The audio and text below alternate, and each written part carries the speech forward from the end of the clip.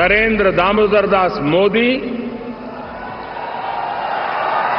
ईश्वर की शपथ लेता हूं कि जो विषय संघ के प्रधानमंत्री के रूप में मेरे विचार के लिए लाया जाएगा अथवा मुझे ज्ञात होगा, उसे किसी व्यक्ति या व्यक्तियों को तब के सिवाय जबकि प्रधानमंत्री के रूप में अपने कर्तव्यों के सम्यक निर्वहन के लिए ऐसा करना अपेक्षित हो, मैं प्रत्यक्ष अथवा अप्रत्यक्ष रूप से संसूचित या प्रकट नहीं करूंगा।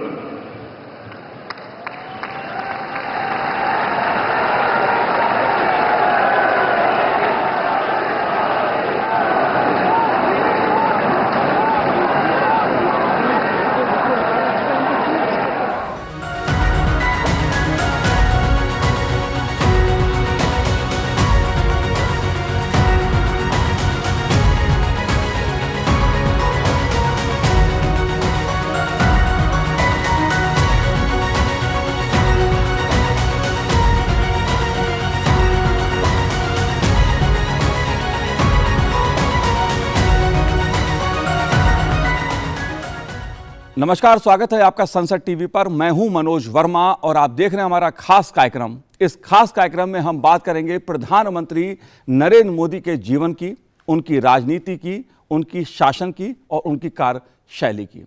एक भारत श्रेष्ठ भारत के संकल्प के साथ, विकसित भारत के लक्ष्य के साथ प्रधानमंत्री नरेंद्र मोदी ने तीसरी बार 2024 में जनादेश हासिल कर लिया।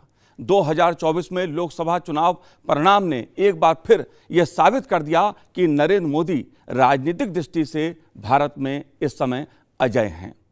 प्रधानमंत्री पद की उन्होंने तीसरी बार शपथ ली और राष्ट्रीय जनतांत्रिक गठबंधन के नेतृत्व में तीसरी बार सरकार बनाकर एक नया इतिहास रच दिया। जाहिर सी बात है, प्रधानमंत्री नरेंद्र मोदी ने भारत की राजनीति में एक व्यापक परिवर्तन किया है, जिसके दूरगामी असर हुए हैं विकास की दृष्टि से भी और राजनीति की दृष्टि से भी।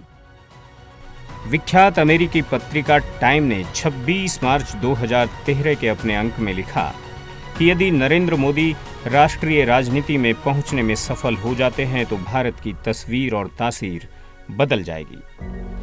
टाइम पत्रिका की ये बात 2014 में सच साबित हुई जब नरेंद्र मोदी के नेतृत्व में बीजेपी ने लोकसभा चुनावों में ऐतिहासिक जीत दर्ज की।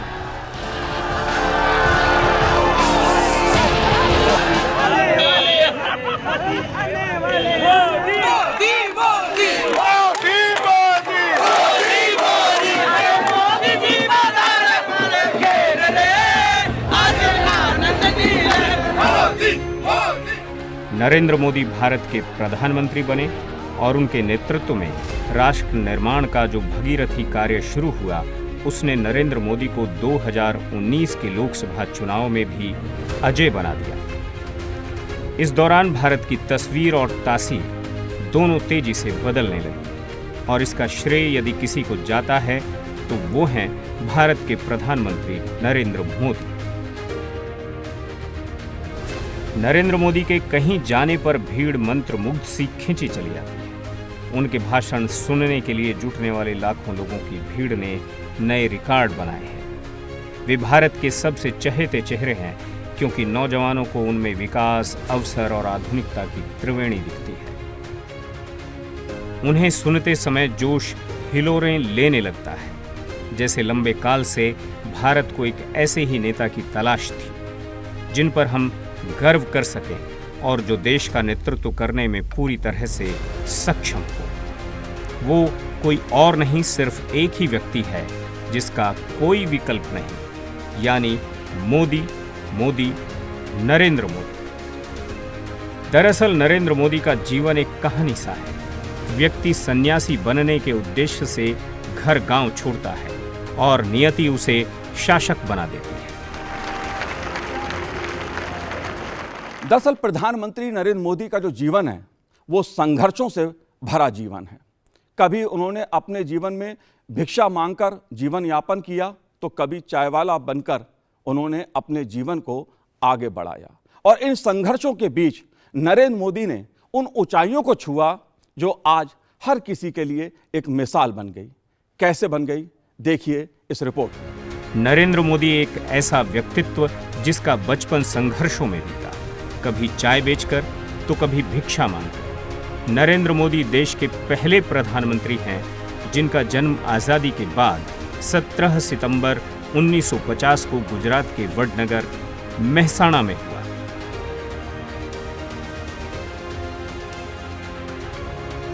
राजनीति में कदम रखने से पहले नरेंद्र मोदी राष्ट्रीय स्वयंसेवक संघ से जुड़े और पूर्णकालिक प्रचारक के रूप में कई साल समाज और राष्ट्र के लिए काम करने के बाद संघ ने 1985 में मोदी को बीजेपी में काम करने के लिए भेज दिया। नरेंद्र मोदी ने गुजरात से लेकर राष्ट्रीय स्तर पर बीजेपी में लंबे समय तक विभिन्न पदों पर काम किया और कभी पीछे मुड़कर नहीं देखा।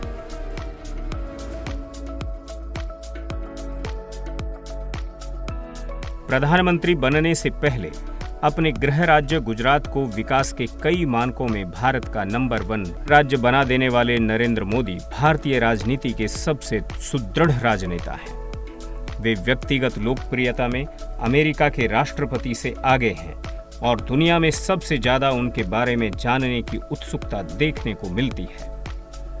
दुनिया के शक्तिशाली राष्ट्र भारत का सम्मान करते हैं और प्रधानमंत्री नरेंद्र मोदी को सम्मानित। नरेंद्र मोदी के पास न कोई घरेलू संपत्ति है, न जमीन जायदाद और न कोई खास बैंक बैलेंस, और न ही उन पर कोई भ्रष्टाचार का दाग है। वे जब बोलते हैं तो संपूर्ण देश को महसूस होता है कि भारत की आत्मा के स्वर निकल रहे हैं। सशक्त राष्ट्र का निर्माण उनका स्वप्न है। उच्च तकनीक और अत्याधुनिकीकरण उनका माध्यम है, तो भारतीय संस्कृति की रक्षा उनका कर्तव्य। विश्व प्रतिस्पर्धा में भारत को अग्रणी राष्ट्र बनाना उनका प्रमुख उद्देश्य रहा है।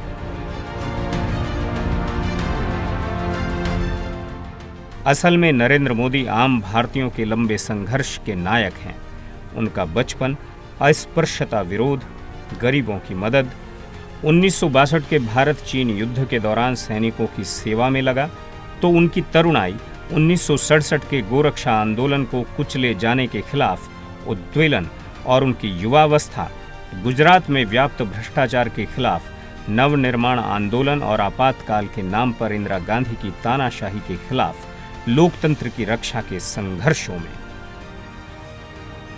प्रारब्ध से प्राप्त आध्यात्मिक लगन ने उन्हें वैराग्य दिया और राष्ट्रीय स्वयंसेवक संघ की राष्ट्रीय विचारधारा ने उन्हें कर्मयोगी बना दिया। त्याग और समर्पण के पथ पर चलते हुए नरेंद्र मोदी का बीजेपी में आने के बाद संगठनकर्ता, कुशल रणनीतिकार और सफल क्रियान्वयनकर्ता का प्रखर रूप सामने आया। बीजेपी में राष्ट्रीय स्तर पर संगठन कार्य में लगे नरेंद्र मोदी को जब दिल्ली से राष्ट्रीय नेतृत्व ने गुजरात का मुख्यमंत्री बनने के लिए भेजा, तो गुजरात और संगठन के सामने कई चुनौतियां थीं। ऐसे समय में नरेंद्र मोदी ने गुजरात के मुख्यमंत्री बनने की जिम्मेदारी का बीड़ा उठाया, तो देखते ही देखते नरेंद्र मोदी विकास का पर्याय बन गए। 7 अक्टूबर 2001 को पहली बार नरेंद्र मोदी ने गुजरात के मुख्यमंत्री पद की शपथ ग्रहण की। तब गुजरात 26 जनवरी 2001 को आए विनाशकारी भूकंप सहित अन्य कई प्राकृतिक आपदाओं से जूझ रहा था। भूकंप की त्रासदी में हजारों लोगों की मृत्यु हो चुकी थी। शहर, कस्बे, गांव बर्बाद हो चुके थे। नरेंद्र मोदी के नेतृत्व में गुजरात सरकार ने 500 दिन के अंदर 8 लाख से ज्यादा घर बनाकर देश दुनिया को आश्चर्य में डाल दिया। सूरत में बाढ़ आई तो नरेंद्र मोदी ने उस राहत ऑपरेशन की कमान खुद संभाली। खास बात यह है कि 7 अक्टूबर 2001 को पहली बार गुजरात के मुख्यमंत्री बने नरेंद्र मोदी ने न तो इससे पहले कोई चुनाव लड़ा था और न ही कभी किसी ऐसे महत्वपूर्ण संवैधानिक पद पर काम किया था, लेकिन जीवन के संघर्षों और संगठन कार्य से प्राप्त अनुभव ने मोदी को चुनौतियों से लड़ने और संभलने का जो पाठ सिखाया वो काम आया।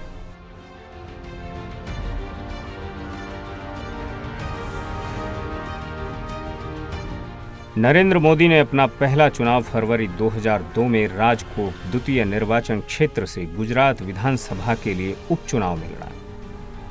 इसके बाद नरेंद्र मोदी ने पीछे मुड़कर नहीं देखा। करीब 13 वर्षों के अपने मुख्यमंत्री काल में गुजरात को विकास के पथ पर लाकर स्वर्णिम अध्याय लिख दिया। जो गुजरात दंगों और कुव्यवस्था के चलते अराजकता की ओर जाता दिख रहा था, उस गुजरात को नरेंद्र मोदी ने आर्थिक, सामाजिक, राजनीतिक और विकास की एक ऐसी पहचान दी कि 2013 में ही भावी प्रधानमंत्री के रूप में देश भर में नरेंद्र मोदी के नाम की चर्चा शुरू हो गई।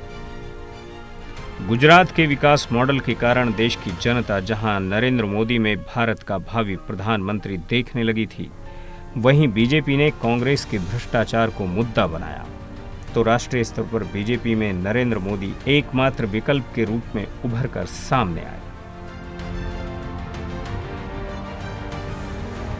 लिहाजा 13 सितंबर 2013 का वो दिन था जब भाजपा अपने प्रधानमंत्री के उम्मीदवार का ऐलान करने वाली थी। गुजरात से लेकर दिल्ली तक हर तरफ हलचल थी। दिल्ली में उस दिन बीजेपी संसदीय बोर्ड की बैठक में सभी पहलुओं पर विचार विमर्श करने के बाद तत्कालीन राष्ट्रीय अध्यक्ष राजनाथ सिंह ने संसदीय बोर्ड के फैसले की मीडिया को जानकारी देते हुए नरेंद्र मोदी को 2014 के चुनाव के लिए बीजेपी का प्रधानमंत्री पद का उम्मीदवार बनाए जाने का ऐलान किया। तो दिल्ली के बीजेपी मुख्यालय सहित देश के अलग अलग प्रांतों में कार्यकर्ता समर्थक खुशी से झूम उठे। संसदीय दल ने यह फैसला किया है कि श्री नरेंद्र मोदी को आगामी लोकसभा चुनाव के लिए प्राइम मिनिस्ट्रियल कैंडिडेट के रूप में प्रोजेक्ट किया जाए। मोदी के रूप में बीजेपी नई उमंग और उम्मीद के साथ 2014 के चुनाव के मैदान में उतरी। 16वीं लोकसभा के लिए 2014 में 9 चरणों में चुनाव हुए और इस दौरान मोदी ने सारा दारोमदार अपने कंधों पर ले लिया। मोदी ने 25 राज्यों में करीब 437 बड़ी रैलियों को संबोधित किया, 5000 से ज्यादा जनसभाएं की और करीब 3 लाख किलोमीटर की यात्रा। उस वक्त देश में हर तरफ मोदी लहर थी। बीजेपी ने मिशन 272 का प्लान बनाया। मोदी को केंद्र में रखकर प्रचार किया गया और प्रचार के लिए कई ऐसे नारों के साथ मैदान में उतरी जो लोगों की जुबान पर कुछ ही दिनों में चढ़ गए। इनमें अब की बार मोदी सरकार, हर हर मोदी, घर घर मोदी जैसे नारे शामिल थे।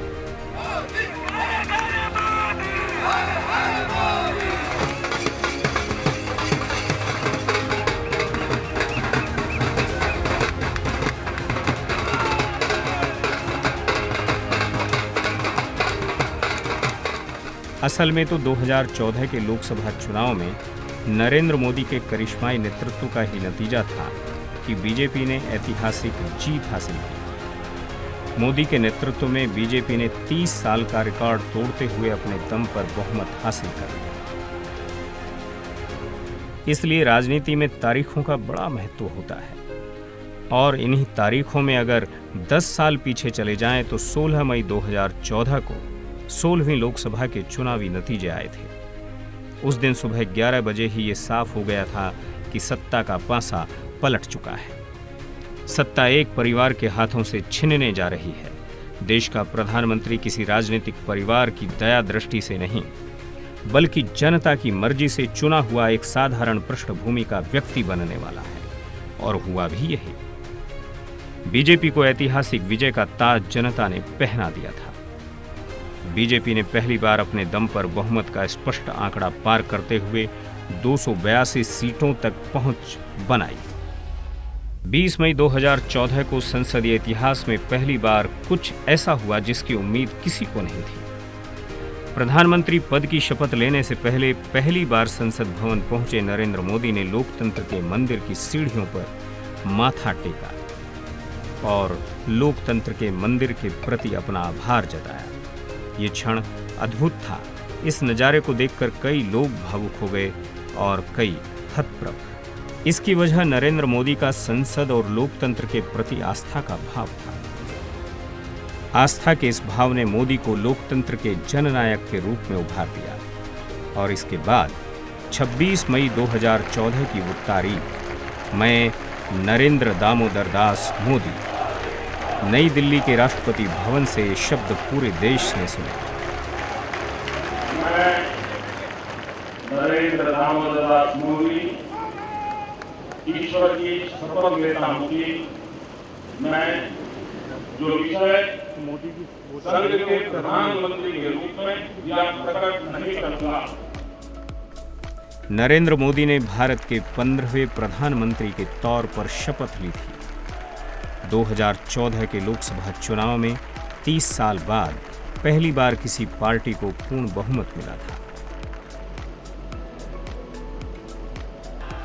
2014 के चुनाव में देश भर में मोदी लहर ऐसी चली कि पहली बार बीजेपी अपने दम पर पूर्ण बहुमत पाने में कामयाब हो गई। भाजपा ने भी जनता से मिले इस बहुमत का बखूबी इस्तेमाल किया और अगले 5 सालों में मूलभूत परिवर्तन देश की स्थिति में लाई। पहली बार देश ने देखा कि करोड़ों बैंक खाते कुछ ही महीनों में खोले जा सकते हैं, करोड़ों घर कुछ ही साल में बन सकते हैं और करोड़ों घरों तक बिना किसी देरी के गैस सिलेंडर पहुंच सकता है। जनता ने पहली बार देखा कि इस देश में करोड़ों लाभार्थियों तक बिना किसी भ्रष्टाचार के दिल्ली से पैसा पहुंच सकता है। बीजेपी ने इस दौरान उस ढांचे की नींव रखी जिसमें आगे अनुच्छेद 370, राम मंदिर और आतंकवाद जैसे मुद्दों को लेकर इमारत तैयार होनी थी। भाजपा ने इन 5 साल का इस्तेमाल देश को मजबूत करने में किया। साथ ही वह इस दौरान ऐसी चुनाव जिताऊ मशीन बन गई जिसके आगे विपक्ष धराशायी हो गया। 2019 के लोकसभा चुनाव के परिणाम इन सभी बातों पर मोहर लगाते हैं कि मोदी के नेतृत्व में भाजपा का कार्यकाल अभूतपूर्व बदलाव वाला रहा। इसकी पुष्टि 23 मई 2019 को 17वीं लोकसभा के परिणामों ने कर दी। पहली बार भारतीय लोकतंत्र में कांग्रेस के अलावा किसी पार्टी ने 300 का आंकड़ा पार किया। 2019 के लोकसभा चुनाव में बीजेपी को 303 सीटों पर जीत मिली। मोदी सरकार के 10 सालों की बात करें तो इन 10 सालों में कई महत्वपूर्ण निर्णय लिए गए जो देश हित में रहे। इस दौरान जम्मू कश्मीर से आर्टिकल 370 को निष्प्रभावी करना, अयोध्या में राम मंदिर का निर्माण जैसे कई ऐतिहासिक फैसले शामिल हैं।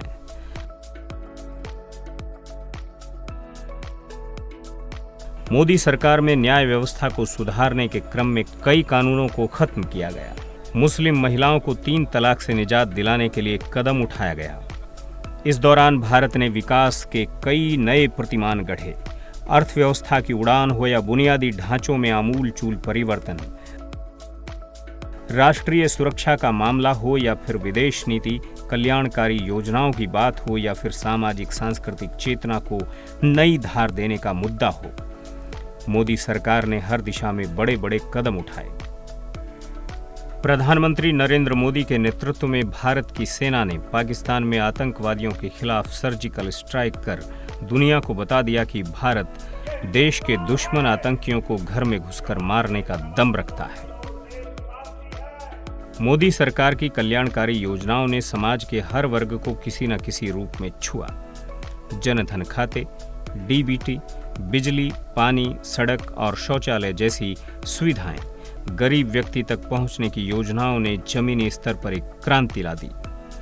इन योजनाओं ने देश के गरीब से गरीब व्यक्ति को भी सम्मान और सुरक्षा के भाव से भर दिया। कोविड काल के दौरान अन्य देशों की सहायता से लेकर G20 के सफल क्रियान्वयन तक मोदी सरकार ने दुनिया को अपनी बेहतरीन रणनीति से अवगत कराया।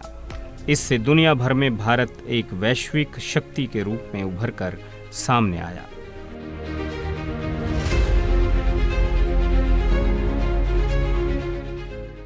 नरेंद्र मोदी ने अपने कार्यों से देश में ही नहीं विदेशों में भी भारत की और अपनी एक नई पहचान बनाई।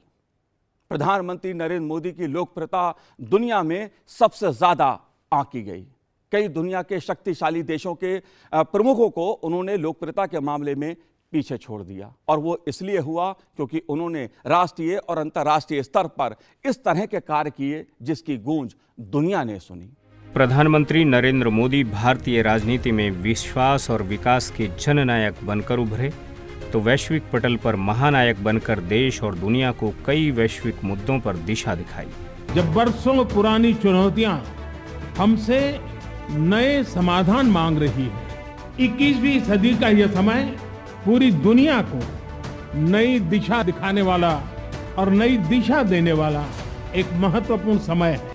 मोदी के नेतृत्व में भारत में राष्ट्रवाद का रंग और गहरा हुआ और भारत विश्व गुरु बनने की राह पर चल पड़ा।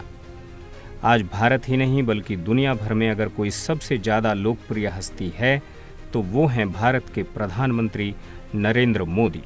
I said to my friend the Prime Minister before, the last time I saw someone on the stage here was Bruce Springsteen, and he didn't get the welcome that Prime Minister Modi has got. Prime Minister Modi is the boss. उन्होंने विश्व के नेताओं के बीच सर्वोच्च स्थान बनाते हुए भारत को भी शिखर तक पहुंचाया। दुनिया की सबसे लोकप्रिय राजनीतिक हस्तियों में शामिल नरेंद्र मोदी का नाम उनके व्यक्तित्व, कार्यशाली दृढ़ निश्चय और क्षमता के कारण न सिर्फ भारत में बल्कि विश्व पटल पर गूंज रहा है। Man and India has been making great strides in its development under his leadership, so this fully meets the interests of both India and Russia to work on this agenda. So make no mistake, we will move toward these results and we will achieve them. Modi is a very skilled political player. He is one of the most skilled politicians I've ever seen. And I think he has very skillfully managed his public perception. Now, he has been able to also marshal the resources of the government. He is, of course, the Prime Minister, of course, touting his achievements enormously, but at the same time, reminding you that he does not come from the gilded elite of India, that he is not, part of the Nehru Gandhi family, that he comes from the chaiwala background. There is a certain way in which he's trying to achieve both.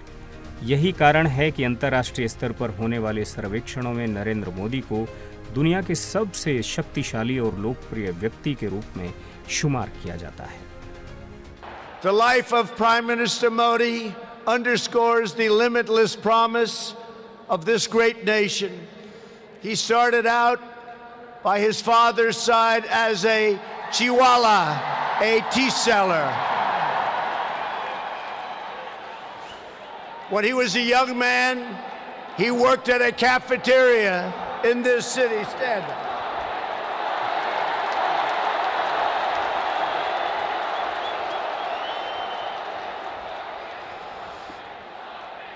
Everybody loves him, but I will tell you this, he's very tough.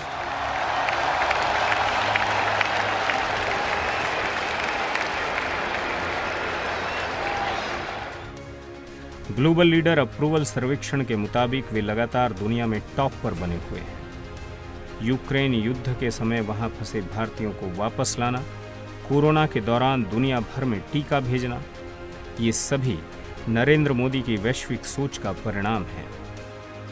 पहले विदेश नीति से देश की जनता दूर थी, लेकिन जब भारत में G20 जैसा कार्यक्रम हुआ तो हर भारतवासी अवगत हुआ और अपने को गौरवान्वित महसूस किया।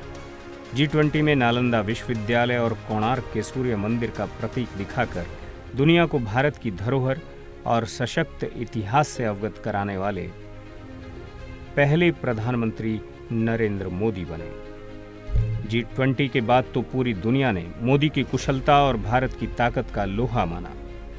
मोदी ने पूरी दुनिया को ये संदेश दिया कि भारत न तो किसी दबाव के सामने झुकने वाला है, न रुकने वाला है।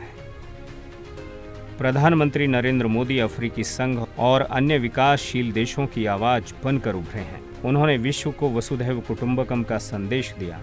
योग दिवस और international year of millets programme जैसे कई पहलों के साथ प्रधानमंत्री मोदी ऐसे नेता साबित हुए हैं जो अपनी सांस्कृतिक जड़ों से मजबूती से जुड़े हुए हैं। उनकी ही अगुवाई में भारत दुनिया की 5वीं सबसे बड़ी अर्थव्यवस्था बनकर विश्व मंच पर मजबूत शिखर के रूप में उभरा है। खास बात यह है कि भारत ने उस ब्रिटेन को पीछे छोड़कर ये कामयाबी पाई है जिसका यह देश कभी उपनिवेश रहा है। I have enormous respect for Modi ji, and he's been personally very warm and kind to me, and we're working very hard, as I said, on our shared ambition of concluding an ambitious and comprehensive trade deal between India and the UK, because both of us think that would be a good thing, and both of us need to make sure it works for our two countries. And at forums like this, I'm very keen to support Prime Minister Modi.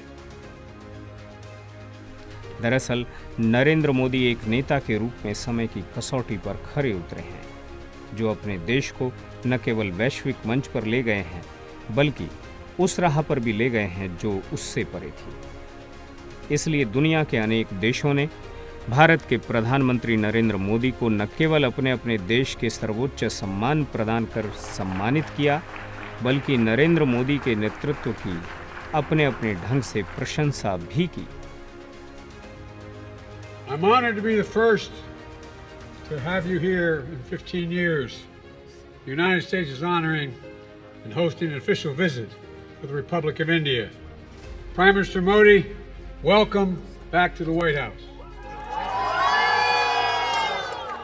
We spent a lot of time together going back to when I was Vice President and you had just become Prime Minister. And since I've become President, we've continued a relationship built on mutual trust, candor, and respect. Two great nations, two great friends, two great powers that can define the course of the 21st century.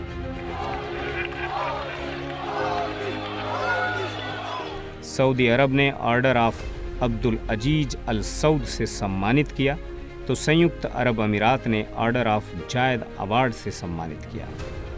रूस ने order of Saint Andrews से सम्मानित किया। अमेरिकी सरकार ने legion of merit से सम्मानित किया। प्रधानमंत्री मोदी को इस दौरान कई अन्य देशों से राजकीय सम्मान मिले। बात यदि अध्यात्म की जाए तो नरेंद्र मोदी ने प्रधानमंत्री रहते हुए अपने 10 वर्षों के शासनकाल में उत्तर से दक्षिण को जोड़ने का महत्वपूर्ण काम किया। बात चाहे राम मंदिर की हो या काशी कॉरिडोर की, काशी से लेकर तमिलनाडु तक अध्यात्म से नरेंद्र मोदी ने भारत को सांस्कृतिक और आध्यात्मिक दृष्टि से जोड़ने का काम किया।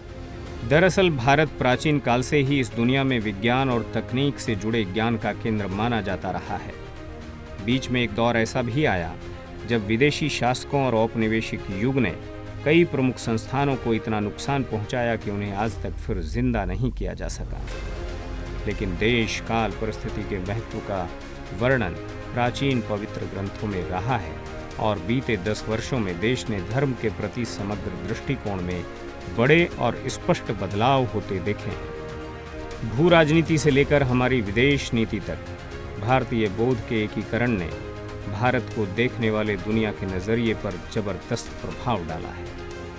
प्रधानमंत्री नरेंद्र मोदी की अगुवाई में आज भारत 21वीं सदी की सबसे जागृत अवस्था में है। राष्ट्र की इस दिव्यता के पीछे जो प्रचुर आस्था है, उसे बस राजनीतिक इच्छा शक्ति के रूप में देखना सतही होगा। प्रधानमंत्री नरेंद्र मोदी ने गवर्नेंस के हर पहलू में बेहतर प्रदर्शन किया है और भारत को आध्यात्मिकता, तकनीक और अर्थव्यवस्था के क्षेत्र में दुनिया में अग्रणी लोकतंत्र बनाया है। हर तरह से देश को एकजुट करने में प्रधानमंत्री नरेंद्र मोदी ने जो सफलता हासिल की है वह कोई दूसरा प्रधानमंत्री नहीं कर सका। चाहे सभ्यता और संस्कृति में उत्तर और दक्षिण की खाई को पाटने वाले काशी तमिल संगम की वाराणसी में स्थापना हो, जिसका मकसद उत्तर और दक्षिण के लोगों के बीच संबंध को और मजबूत करना रहा है। तमिलनाडु से काशी आने का मतलब है महादेव के एक घर से उनके दूसरे घर आना। तमिलनाडु से काशी आने का मतलब है मदुरई मीनाक्षी के यहां से काशी विशालाक्षी के यहां आना। इसलिए तमिलनाडु और काशी वासियों के बीच हृदय में जो प्रेम है, जो संबंध है, वो अलग भी है और अद्वितीय भी है। तालिबान के आने के बाद अफगानिस्तान से सिखों और गुरु ग्रंथ साहिब के 3 स्वरूपों की सम्मानजनक वापसी को भी इसमें याद किया जाएगा। सिखों के 10वें गुरु गुरु गोविंद सिंह के 4 बेटों की शहादत को वीर बाल दिवस के रूप में मनाए जाने का पीएम मोदी का ऐलान भी ऐतिहासिक कदम रहा। संसद की नई इमारत के निर्माण और इसकी शुरुआत ने भी भारत के स्वर्ण युग की यादें ताजा कर दी।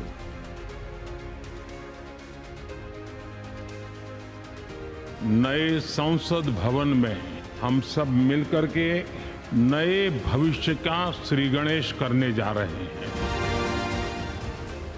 प्रधानमंत्री मोदी ने 28 मई को जब नई संसद में चोल राजवंश से जुड़े सेंगोल राजदंड की स्थापना की तो यह देश के लिए जड़ों से जोड़ने वाला संजोया गया क्षण रहा। अयोध्या में राम जन्मभूमि पर भव्य मंदिर का निर्माण, काशी विश्वनाथ कॉरिडोर का जीर्णोद्धार और उज्जैन में महाकाल कॉरिडोर के निर्माण ने हमारे प्राचीन इतिहास के अहम पहलुओं को फिर से उजागर कर दिया। प्रधानमंत्री नरेंद्र मोदी ने अपने नेतृत्व से भारत की आध्यात्मिक विरासत को देश की एकता के साथ जोड़ने का काम किया।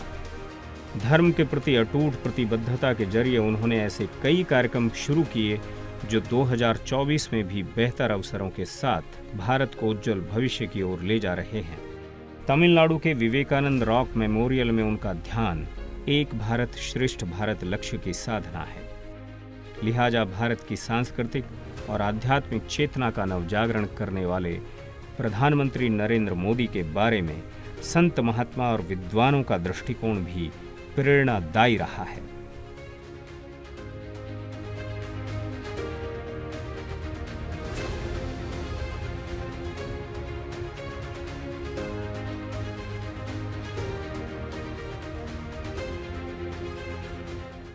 तो इस कार्यक्रम में इतना ही। मुझे दीजिए आज्ञा। नमस्कार।